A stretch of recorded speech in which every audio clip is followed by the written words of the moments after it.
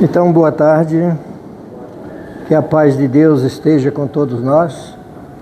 Hoje o nosso tema, verdadeira propriedade, talvez vocês vão ver esse tema de uma forma que vocês talvez ainda não viram antes, né? Ou não ouviram antes.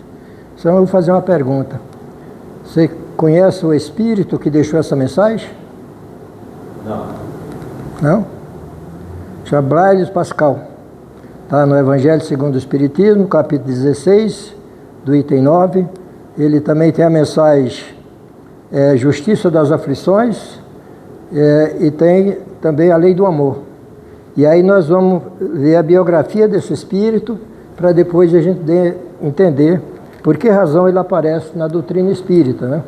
Porque a doutrina espírita começa com a ciência e a filosofia, né? Então nós vamos entender o sentido.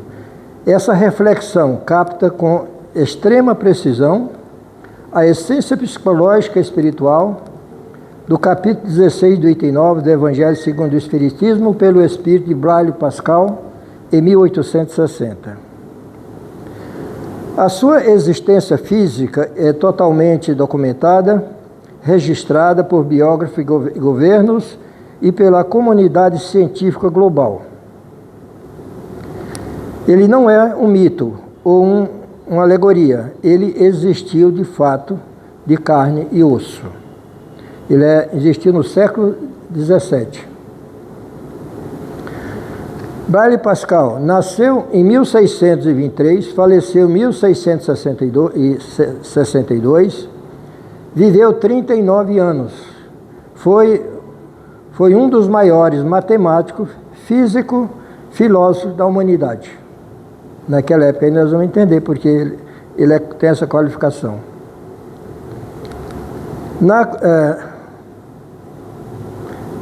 Na condição humana, o seu legado terreno inclui a invenção da primeira calculadora mecânica, chamada de Pascaline, as leis da hidrostática e a teoria da probabilidade. E a gente vai saber até que está falando com cientista, né, com matemático. Você vai entender por que ele aparece na doutrina espírita. A gente vai ver o legado, quando é que a pessoa tem que ser grande, ele tem que a grandeza dele começar aqui. Pascal, essa lei da hidrostática, nós usamos ela o dia todo. Porque cada vez que você pisou no freio do teu carro, que as ondas se abriu, pressão sobre líquidos, sobre ar. Então, o princípio foi com ele, em 1917. No século XVII, né? E aí, a lei da probabilidade. Tudo, nossa existência está na lei da probabilidade. A partir dali começou o jogo, que ele é um matemático. A probabilidade de você ganhar, de você perder. E ele usa a matemática para falar de espiritualidade. E a gente vai entender por quê, o que mudou na vida desse cientista. Na noite de 23 de novembro de 1654, Blaise Pascal teve uma intensa experiência mística espiritual, conhecida historicamente como a Noite de Fogo. Esse acontecimento transformou radicalmente a sua prioridade ou as suas prioridades, fazendo com que ele afastasse as pesquisas matemáticas e científicas do centro da sua vida para se dedicar quase que inteiramente à filosofia cristã e à teologia e à caridade. Você vê que aí o matemático já abandonou um pouco da sua ciência material, se preocupou com a teologia cristã, que ele chamou de Deus de Abraão, Deus de Moisés, Deus de Isaac, e chamou a ciência como o Deus da ciência como um Deus sem alma, um Deus frio. Então ele se apegou aos deuses da religião.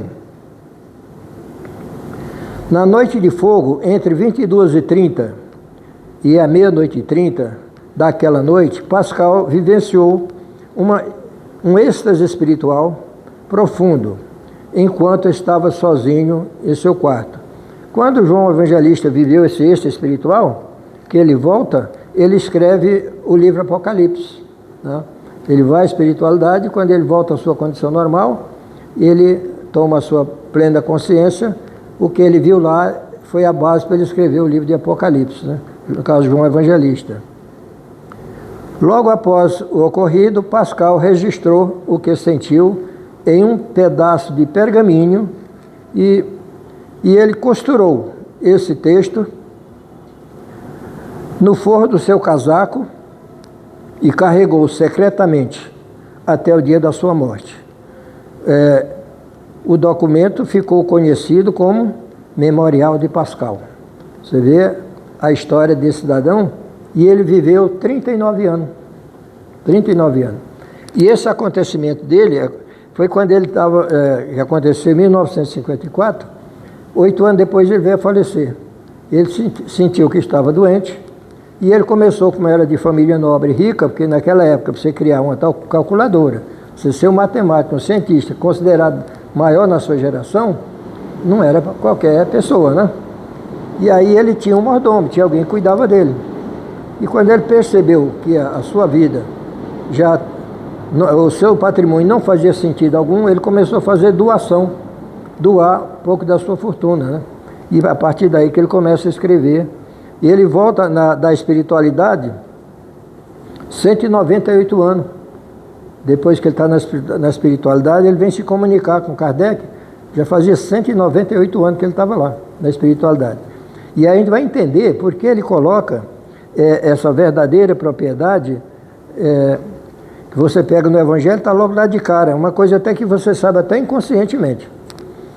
A verdadeira propriedade é aquilo que a morte não pode arrebatar. Está no Evangelho. Isso você não precisa nem pensar muito, né? A morte não vai levar, é aquilo que a morte não pode arrebatar. O que é que ela não leva?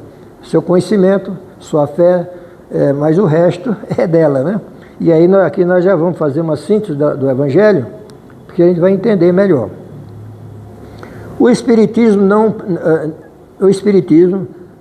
não nos pede para abandonar o mundo, mas para usá-lo com inteligência espiritual. Isso aí Pascal coloca na sua visão espírita, que o mundo, o espírito não pede para que você abandone o que é material, porque o que é material serve para a evolução do espírito, né? Mas usa a inteligência espiritual. Deixamos que os jovens vivam os seus sonhos necessários de primavera. E aí que ele está relatando que ele já está se achando uma pessoa velha, né? Para nós que já estamos no verão ou no outono da vida, o chamado é para a colheita moral. Então Pascal já estava se sentindo idoso naquela época. Então ele deixa na sua mensagem, lá nas suas obras, que eu tenho um livro dele, e ele diz: deixa que a juventude viva seus sonhos de primavera, né? Para não seja frustrado o entusiasmo do homem jovem, porque senão ele não vai produzir nada, né? Porque se ele na sua velhice já está no seu verão, no seu outono, né? E já está na sua colheita moral espiritual. Não se sinta excluído por um mundo que corre demais.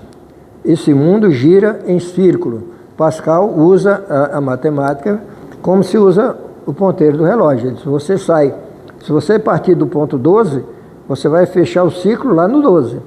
E ele relata: nós viemos da espiritualidade e voltamos para a espiritualidade. A Terra é o círculo. Você vai fazer o círculo e vai voltar para aquele lugar que a gente veio, na visão que ele coloca. E ele diz: não se sinta frustrado por isso, né? Não se sinta frustrado por isso, que o mundo corre em círculo. Nos guiando pela ciência da alma, estamos caminhando para a frente, em direção à nossa verdadeira pátria espiritual. Então Pascal vai fazendo essa narrativa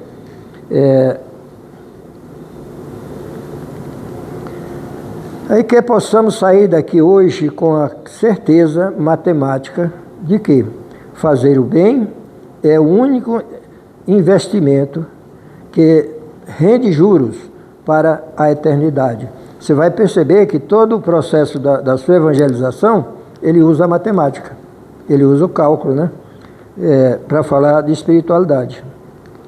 Porque nos apegamos ao fruto do nosso trabalho? É uma interrogação. Por que a gente se apega ao fruto do nosso trabalho? O Espiritismo não condena o trabalho e nem a conquista honesta. Pelo contrário, o trabalho é uma lei divina do progresso. Nós temos no nosso livro as 10 leis, uma delas é a lei do trabalho, né? A lei do progresso, uma das leis divinas. O problema central que Pascal aponta não é fazer, mas o proceder do apego. Não é porque você vai fazer seu patrimônio, é o proceder. Como é que você vai proceder com ele? Como é que você vai se apegar a ele? Essa é a observação que ele deixa, né? Nós nos agarramos aos bens materiais porque a nossa visão espiritual ainda é curta, abstrata demais para a nossa atual evolução. Então, na visão de Pascal, por que nós se agarra ao que é material? Porque a gente não enxerga o que é espiritual, porque o que é espiritual é abstrato. Então, nós nos agarramos o quê? O que é material. Aquilo que eu posso guardar no cofre, aquilo que eu tenho, meu patrimônio, porque o que é espiritual ele é abstrato. Então, a gente não se agarra. E ele continua dizendo: como ainda não conseguimos tatear a realidade do espírito com as mãos físicas, depositamos nossa segurança naquilo que podemos trancar no cofre ou exibir na sociedade. Porque tatear, se não conseguimos pegar o que é espiritual com as mãos físicas, mas nós conseguimos pegar o que é material. Por isso que nós nos agarramos o que é material, porque é o fruto do nosso trabalho. E aí, nós vamos abandonar o que é material? Não, porque a matéria é um grande mestre do espírito. Sem ela não há evolução. Pascal vem ao mundo, desenvolve, trazendo essa ciência da espiritualidade. Ao chegar aqui, ele transforma a matéria naquilo que para melhorar a vida da humanidade. Por isso que ele é considerado um dos grandes cientistas da humanidade, porque tudo que nós temos hoje é aperfeiçoamento da criação dele, principalmente no avião, no automóvel, na bomba de água que joga água lá em cima, na injeção que você toma, pressão sobre líquido, que é a lei da hidrostática, né? Então, a criação de Pascal, para entender. Para ser grande na espiritualidade, você tem que começar por aqui. Vai pensar que chega lá, você vai ter umas divisas lá. Não, as divisas você vai ter que levar daqui. A ilusão desfeita. Enquanto encarnado, Pascal via as pessoas tentando preencher o abismo infinito, acumulando propriedades de terras e ouro. Então, na visão dele, ele observava as pessoas querendo preencher esse abismo infinito, né, ajuntando ouro e propriedade, como alta afirmação. E ele observava essa parte. Na mensagem espírita, ele ridiculariza essa ilusão, mostrando que o homem é apenas um depositário temporário desses bens. E é o que nós somos, né? É o que está no texto do nosso Evangelho, né? Nós somos apenas usufrutuário. E Pascal trabalha isso com a propriedade, né? Na sua condição espiritual. Ele vem mostrar aquilo que está... Seja bem-vindo, meu amigo. Ele vem mostrar exatamente aquilo que nós conhecemos. Só que nós temos uma visão abstrata do que é espiritual, a gente não se apega, não dá importância ao lado espiritual, porque nós estamos muito ligados ao que é material.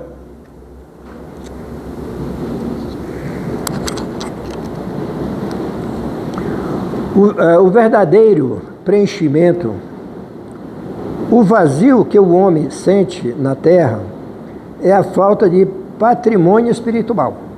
Então foi o caso dele.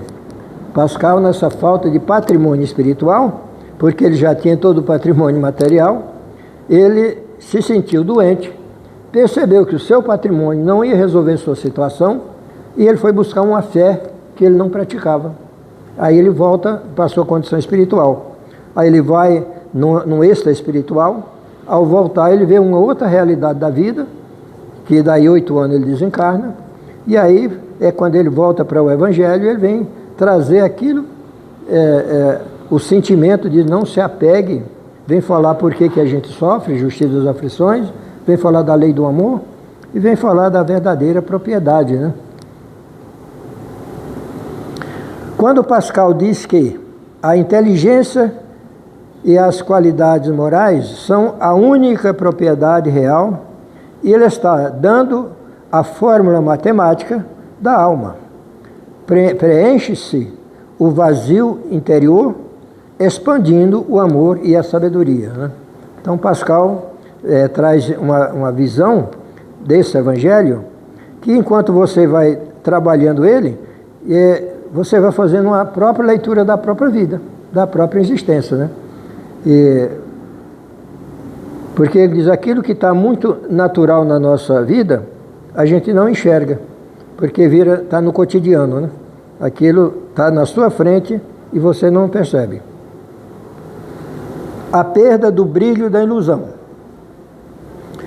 Pascal, na juventude, percebeu que a matéria vibra intensamente e esconde a realidade do espírito. Isso é muito importante, porque na juventude a matéria vibra que esconde a realidade do espírito. Isso é natural e tem que ser assim. Porque se o jovem não tivesse a ambição do crescer, de investir, de trabalhar, de criar família, de se movimentar, como seria a humanidade? Onde estaria o progresso? Você vê a importância da matéria para a evolução do espírito. Aqui você desenvolve a ciência usando a matéria-prima. Então ela é seu mestre. Quando você vai para a espiritualidade, você leva a ciência que você adquiriu aqui, né?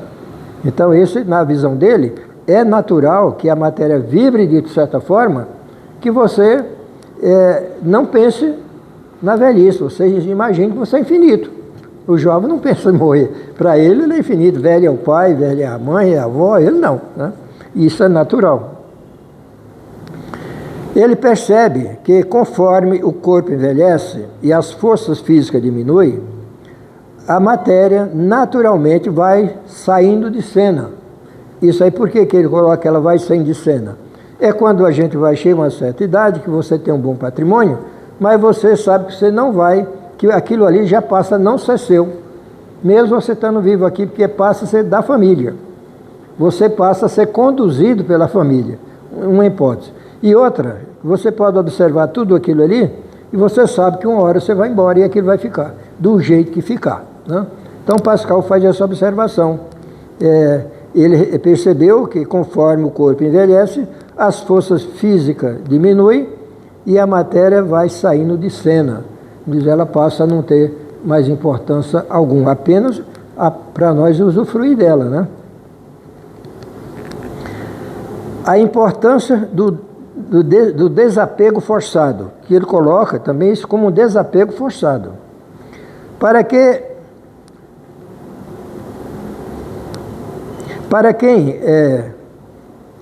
concentra 100% da sua energia na beleza física, no poder ou nas contas bancárias, vê essas coisas escorrendo entre os dedos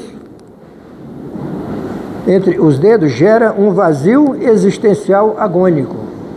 Você perceber, você investiu tudo na sua condição física, na sua condição financeira, e depois você percebe que essa coisa, é como você segurar água com a mão, vai saindo entre os dedos, né, como ele usou essa metáfora, isso gera um vazio existencial. E é isso que ele chamou que Pascal chama de a importância do desapego forçado. Você é forçado a se desapegar daquilo ali. O espírito se sente impotente porque percebe que o mundo aonde ele investiu tudo está desaparecendo. O novo mundo, o espiritual, o aguarda sem que ele tenha nenhuma moeda que vala alguma coisa lá. Isso que Pascal já coloca nesse ponto, que enquanto aquilo que você investiu tudo, que ele usa o termo matemática, né? Você investiu, você vê que aquilo vai desaparecendo, você vai olhando que o mundo espiritual vai se aproximando, né? Porque a gente está envelhecendo, nós estamos mais perto de lá do que de cá. É o ponteiro que já fez o círculo, né? Faltar alguns dias, você vai, a hora que ele chegar lá, de onde você saiu, é aqui que você vai ficar, né? Então, observe bem que é uma forma diferente da gente interpretar o Evangelho, né? Usando a base que o autor passou. A transição dolorosa. Esse sofrimento na velhice ou no desencarne funciona como um tratamento intensivo de desapego. Então ele está colocando que essa transição dolorosa, a transição do que é material para o que é espiritual, esse sofrimento na velhice ou no desencarne, funciona como um tratamento incentivo para que você vá se desapegando. Naturalmente a gente já não dá mais importância naquilo, porque a doença começa a botar você em primeiro plano, né? E esse é um tratamento doloroso, né? Transição dolorosa que ele coloca. A dor obriga o espírito a olhar para dentro, quebrando a crosta do orgulho, do egoísmo, para que ele não chegue do outro lado completamente cego por suas posses terrêneas, né? Então ele coloca que isso aí, a dor obriga o espírito a olhar para dentro, fazer uma reflexão sobre a sua condição de homem no mundo, né? E quebrar o seu orgulho, essa crosta do orgulho e do nosso ego, do nosso egoísmo. E aí você vai trabalhando esse processo que ele coloca com a transição dolorosa, né? E o tratamento incentivo para um desapego ao que é material. O sofrimento no apego, na velhice, a velhice, castigo ou um despertar? É uma pergunta que ele faz. O sofrimento no apego na velhice, é um castigo ou é um despertar? Qual a visão de Pascal? O sofrimento na velhice é quando as luzes da ilusão vão perdendo o brilho. A luz da ilusão, qual é a sua ilusão? Meu patrimônio, minhas coisas, minha condição social. Isso vai perdendo o brilho. E ele diz, esse é um sofrimento? O que diz o Espiritismo sobre isso? O Espiritismo nos ensina que isso não é um castigo divino, mas uma consequência natural da lei de causa e efeito, ação e reação. É uma consequência natural. É o chamado de mecanismo de misericórdia. A misericórdia de Deus para conosco, para a gente naturalmente vai se desvinculando, se desapegando das coisas, porque aí isso já começa a não ter importância na tua existência, não? E aí ele coloca dessa forma, isso não é um castigo, não. Isso é um mecanismo da misericórdia de Deus perante o espírito que está em aflição na sua transição de uma dimensão para outra, né?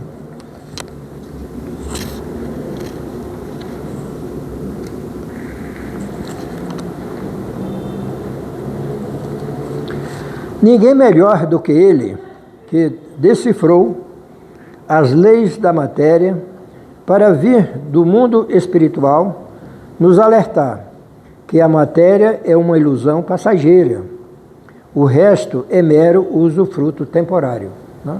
Então ele vem lá da espiritualidade para deixar essa mensagem do mundo espiritual, nos alertando que a matéria é uma ilusão passageira, porque nós também somos passageiros. Ela passa por nós e nós passamos por ela.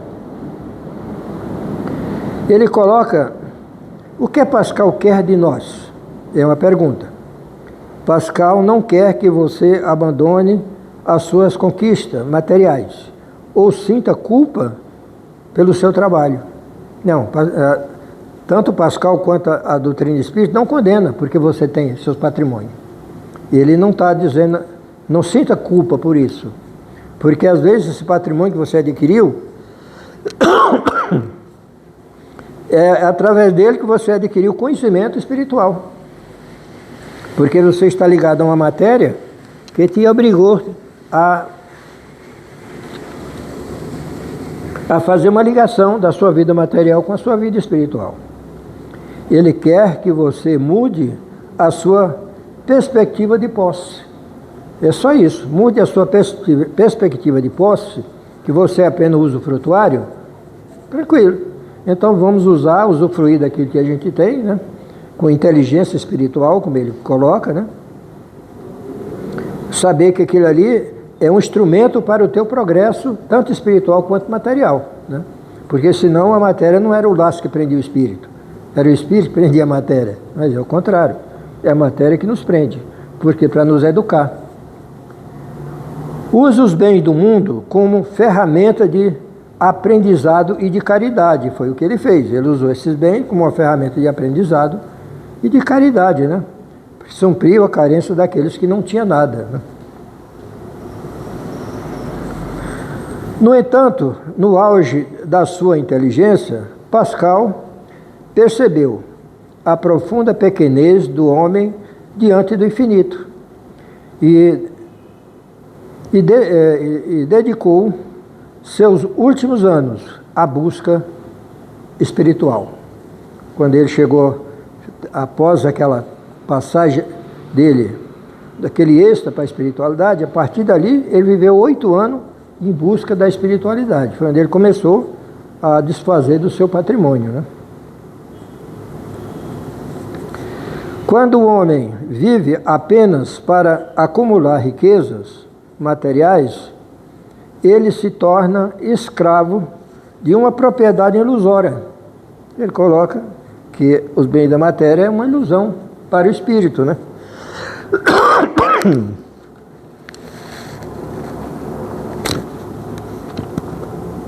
Ele chama de propriedade ilusória.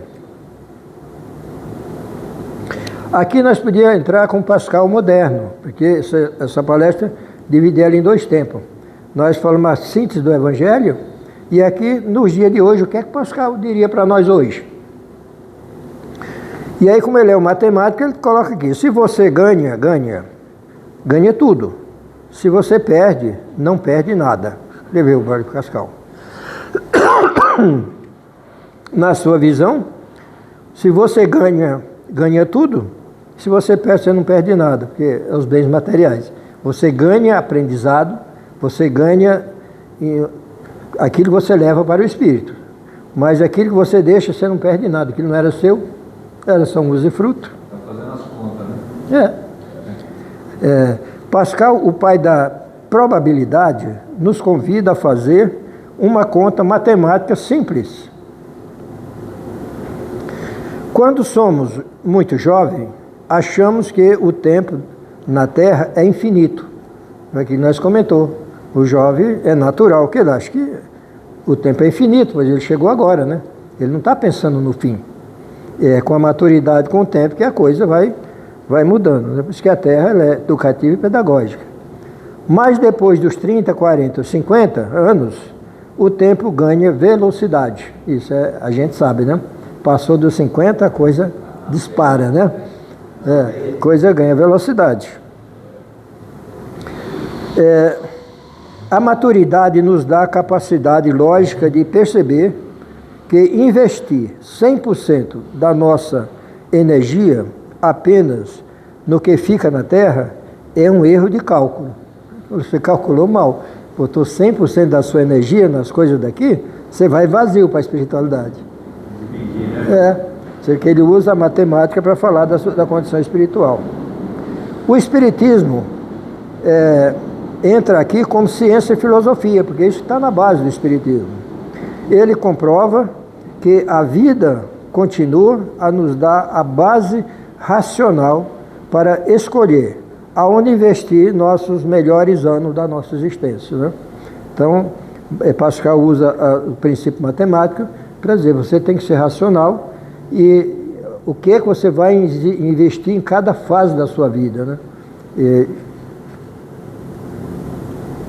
Aqui tem uma foto de uma mulher segurando um celular, e onde a mensagem é usufruto versus propriedade real. O mundo hoje O mundo hoje muda em alta velocidade. O celular que compramos hoje, ano que vem, é obsoleto. Você compra hoje, com um ano, a tecnologia já ultrapassou, ele já está obsoleto. Pascal nos alerta que tudo o que usamos no corpo é mero usufruto. Tudo que nós usamos é para um mero usufruto. Você não vai levar nada daqui.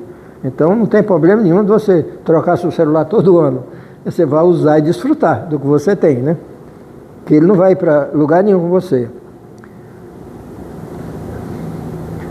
Nós não somos dono da nossa casa, do nosso carro ou da nossa posição social. Nós não somos dono, mas nós somos usufrutuário, não dono. E ele coloca o cargo que você ocupa hoje, amanhã será de outro. Você tem um cargo numa empresa, você sai amanhã, outro assume no seu lugar, né? Aquele cargo não é seu, você estava desfrutando só. Mas a nossa maturidade serve para outra coisa, para entender que o que realmente importa não sofre atualização sistêmica. É aquilo que nós usamos, atualização no sistema, né? Informática, tem que atualizar sempre. Ele falou, o que importa para nós é que para o espiritual não tem atualização. O amor, a paciência, a dignidade não fica obsoleta. Isso aí não precisa se preocupar, que ela não tem que estar sempre atualizando, né? Talvez continuando, não atualizando. Somos inquilino. A angústia da nossa geração mais madura, às vezes é tentar correr na mesma velocidade dessas mudanças materiais. Isso aí gera uma angústia nas pessoas. A coisa passa numa rapidez tão grande que a gente sente uma certa angústia, né? E aí você também se sente excluído. As pessoas mais idosas hoje se sentem excluídas do processo da evolução da tecnologia, num banco, no cardápio do restaurante, você tem que ler o QR Code com o celular, às vezes você não sabe. É muita coisa que você vai ficando excluído, né? Bom, e aqui para finalizar, ele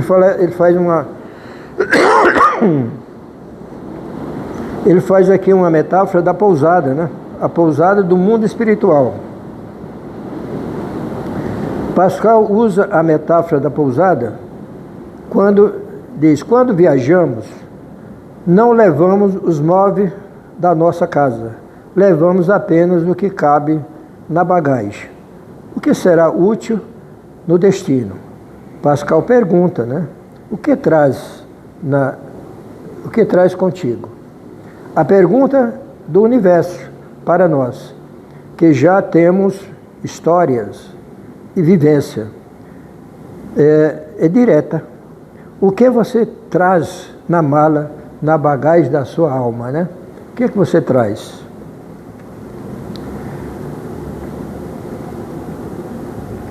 Na chegada ao mundo espiritual, a alfândega não aceita nossas contas bancárias, nossos títulos ou a moeda do ou o modelo do nosso carro.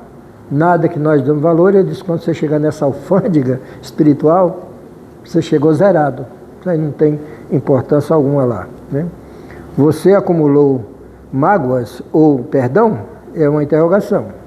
Orgulho ou conhecimento? A maturidade é o momento exato de começar a fazer essa mala. E aqui a gente vai encerrando. Obrigado aí todos pela paciência, né?